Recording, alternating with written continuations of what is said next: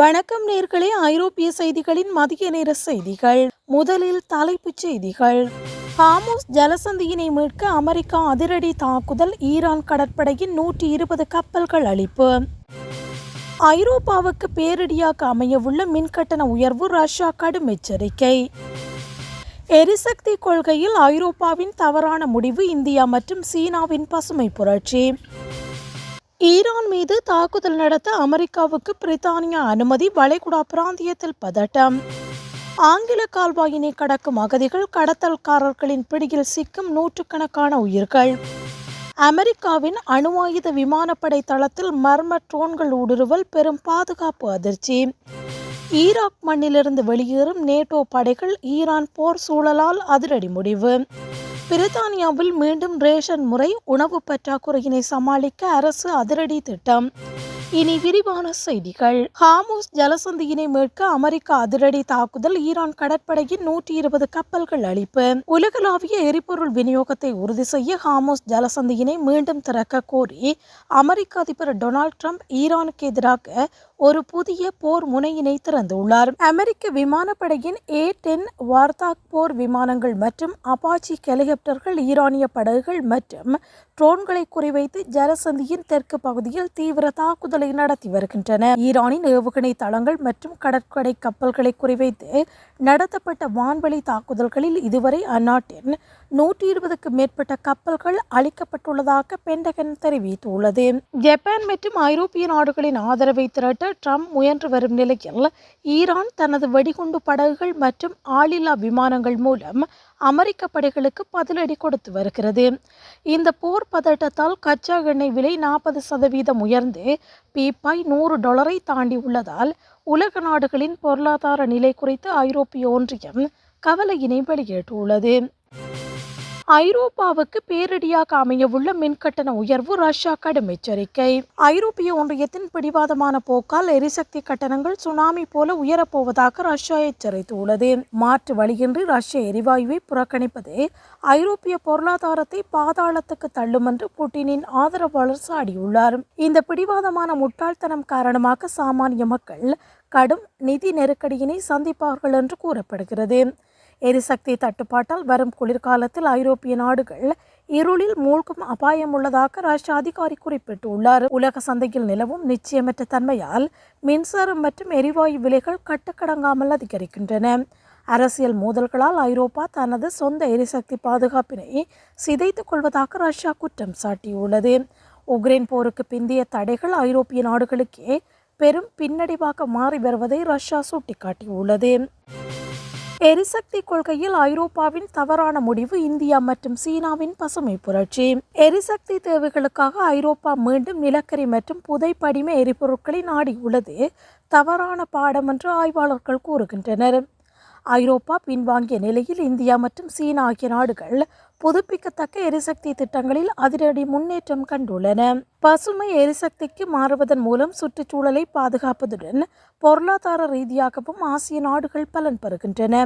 எரிசக்தி நெருக்கடியினை சமாளிக்க ஐரோப்பா எடுத்த தற்காலிக முடிவுகள் அதன் நீண்டகால பருவநிலை இலக்குகளை பாதிக்கும் என்று எச்சரிக்கப்பட்டுள்ளது. சூரிய சக்தி மற்றும் காற்றாலை மின் உற்பத்தியில் இந்தியா காட்டி வரும் ஆர்வம் உலக நாடுகளின் கவனத்தை ஈர்த்துள்ளது. எதிர்கால தேவைகளை கருத்தில் கொண்டு ஐரோப்பாவும் தனது எரிசக்தி கொள்கையினை மறுபரிசீலனை செய்ய வேண்டிய கட்டாயத்தில் உள்ளது. இந்தியா மற்றும் சீனா போன்ற நாடுகள் தூய்மையான எரிசக்திக்கு மாறுவதில் காட்டுகின்ற வேகம் உலகளாவிய எரிசக்தி சந்தையில் ஆசியாவின் ஆதிக்கத்தை உறுதிப்படுத்துகிறது. ஈரான் மீது தாக்குதல் நடத்த அமெரிக்காவுக்கு பிரித்தானியா அனுமதி, வளைகுடா பிராந்தியத்தில் பதட்டம். ஹார்முஸ் ஜலசந்தியில் கப்பல் போக்குவரத்துக்கு அச்சுறுத்தல் விடுக்கும் ஈரான் இலக்குகள் மீது தாக்குதல் நடத்த அமெரிக்காவுக்கு பிரிட்டன் அனுமதி வழங்கியுள்ளது. இதற்காக பிரித்தானியாவில் உள்ள விமானப்படை தளங்களில் நிலைநிறுத்தப்பட்டுள்ள அமெரிக்காவின் B-52 ரக குண்டுவீச்சு விமானங்களை பயன்படுத்த ஒப்புதல் அளிக்கப்பட்டுள்ளது. உலகளாவிய எரிசக்தி விநியோகத்துக்கு முக்கிய அங்கமான கடல்வழி பாதையினை பாதுகாப்பது இந்த நடவடிக்கையின் நோக்கம் என தெரிவிக்கப்பட்டுள்ளது. ஈரானின் ஆளில்லா விமானங்கள் மற்றும் ஏவுகணை தளங்கள் மீது குறிவைத்து இந்த அதிரடி தாக்குதல்கள் நடத்தப்பட வாய்ப்புள்ளதாக கூறப்படுகிறது. மத்திய கிழக்கு நாடுகளில் போர் பதட்டம் அதிகரித்துள்ள நிலையில் பிரித்தானியாவின் இந்த முடிவு சர்வதேச அரசியலில் பெரும் பரபரப்பை ஏற்படுத்தியுள்ளது.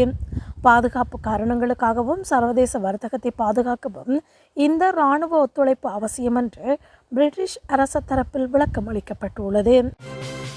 ஆங்கில கால்வாயினை கடக்கும் அகதிகள், கடத்தல்காரர்களின் பிடியில் சிக்கும் நூற்றுக்கணக்கான உயிர்கள். சீரான வானிலையினை பயன்படுத்தி கடந்த 3 நாட்களாக தொடர்ந்து நூற்றுக்கணக்கான அகதிகள் சிறிய படகுகள் மூலம் ஆங்கில கால்வாயினை கடந்து வருகின்றனர்.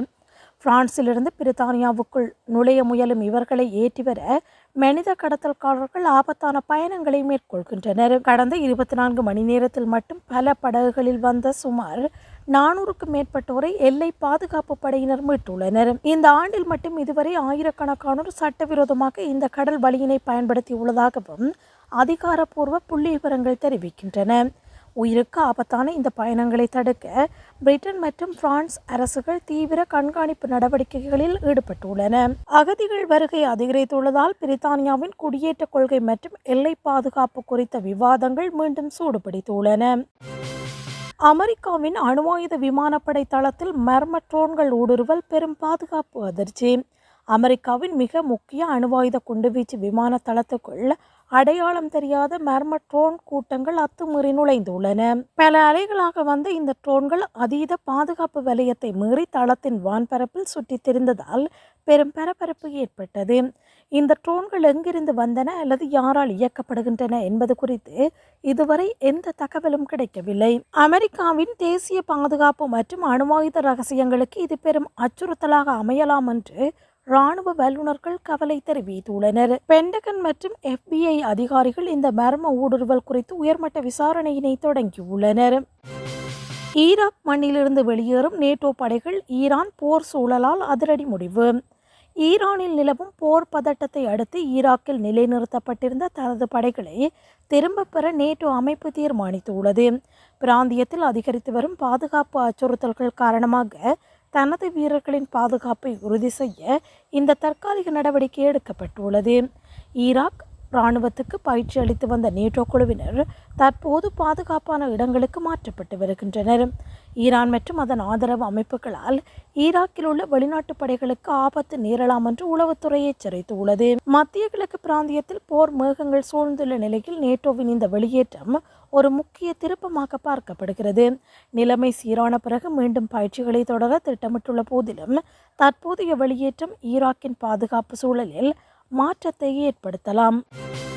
பிரித்தானியாவில் மீண்டும் ரேஷன் முறை உணவு பற்றாக்குறையினை சமாளிக்க அரசு அதிரடி திட்டம்.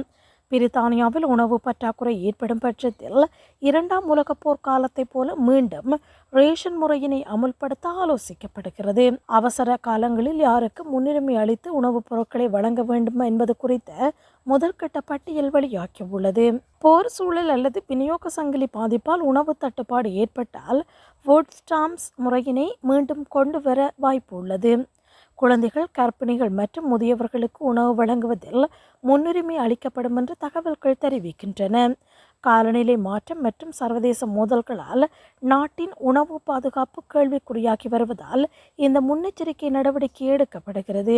அத்தியாவசிய பொருட்கள் அனைவருக்கும் சமமாக கிடைப்பதை உறுதி செய்யவே இந்த திட்டம் வகுக்கப்பட்டுள்ளதாக அதிகாரிகள் தெரிவித்துள்ளனர். இத்துடன் மதிய நேரத்திற்கான செய்திகள் நிறைவுக்கு வருகிறது. மீண்டும் இரவு நேர செய்திகளோடு இணைந்து கொள்ளுங்கள். வணக்கம்.